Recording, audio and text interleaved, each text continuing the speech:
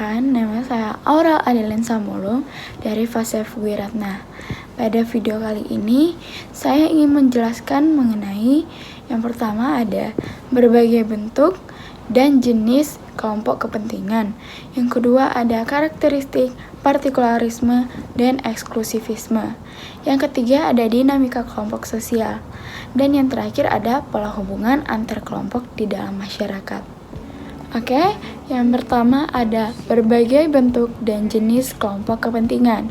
Sebelum itu, kelompok kepentingan adalah sekumpulan individu atau organisasi yang memiliki tujuan atau kepentingan tertentu dan berupaya memengaruhi kebijakan publik untuk mencapai tujuan tersebut. Ada beberapa bentuk dan jenis kelompok kepentingan. Yang pertama, berdasarkan tujuan. Berdasarkan tujuan dibagi menjadi 3 kelompok. Yang pertama, kelompok ekonomi. Kelompok ekonomi mewakili kepentingan industri seperti asosiasi pengusaha. Kemudian yang kedua, kelompok sosial. Kelompok sosial ini memfokuskan pada isu-isu sosial seperti hak asasi manusia atau kesetaraan gender. Yang ketiga ada kelompok lingkungan. Kelompok lingkungan berjuang untuk melindungi lingkungan seperti organisasi konservasi. Yang kedua ada berdasarkan anggota. Berdasarkan anggota, kelompok kepentingan dibagi menjadi 2, yaitu kelompok formal dan kelompok informal. Kelompok formal memiliki struktur dan aturan yang jelas seperti serikat pekerja.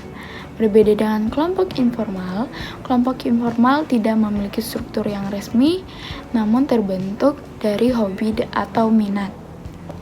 Yang ketiga, berdasarkan skala. Berdasarkan skala dibagi menjadi 2, yaitu kelompok lokal dan kelompok nasional. Kelompok lokal fokus pada isu-isu sosial di tingkat daerah atau komunitas. Kalau untuk kelompok nasional, beroperasi di tingkat nasional atau di tingkat kota dan memiliki pengaruh yang lebih luas. Selanjutnya saya akan membahas karakteristik partikularisme dan eksklusivisme. Karakteristik partikularisme fokus pada kesamaan identitas dan nilai anggota, dan juga anggotanya cenderung lebih terbuka untuk hubungan dengan orang luar. Interaksi di dalamnya juga bersifat lebih intim dan mendalam. Yang terakhir, partikularisme menolak adanya perubahan yang mengancam identitas. Kemudian eksklusivisme. Eksklusivisme hanya menerima individu yang memiliki kriteria tertentu. Kemudian anggotanya cenderung lebih menutup diri dari orang luar. Hubungan di dalamnya juga lebih terstruktur dan hierarkis. Yang terakhir, eksklusivisme menolak perubahan yang mengancam struktur eksklusif. Selanjutnya, dinamika kelompok sosial. Dinamika kelompok sosial terbagi menjadi 4. Yang pertama ada hierarki. Hierarki mengacu pada struktur kekuasaan dan status di dalam kelompok yang memiliki otoritas lebih tinggi dan bagaimana keputusan diambil. Kemudian yang kedua ada identitas bersama.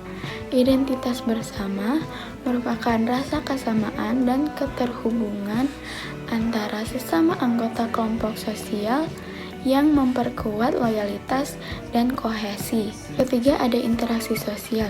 Interaksi sosial adalah cara anggota kelompok sosial saling berhubungan, memengaruhi, dan berkomunikasi antar satu sama lain yang membentuk dinamika dan hubungan dalam kelompok sosial. Terakhir ada norma dan aturan.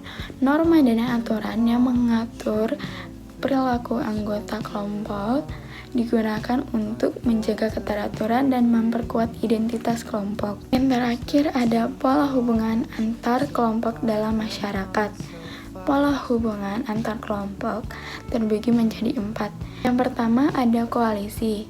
Kelompok sosial sering membentuk aliansi untuk mencapai tujuan bersama. Misalnya kelompok advokasi atau partai politik membentuk koalisi untuk memperkuat pengaruh mereka. Yang kedua ada persaingan. Persaingan seringkali muncul akibat adanya kepentingan yang saling bertentangan antar kelompok. Yang ketiga, ada konflik. Konflik seringkali muncul akibat adanya perbedaan. Konflik ini bisa bersifat konstruktif, menimbulkan atau mendorong perubahan dan inovasi, atau bisa bersifat destruktif, menimbulkan ketegangan ataupun perpecahan. Terakhir, ada integrasi. Masyarakat seringkali berusaha mengintegrasikan kelompok yang berbeda agar dapat hidup berdampingan secara harmonis.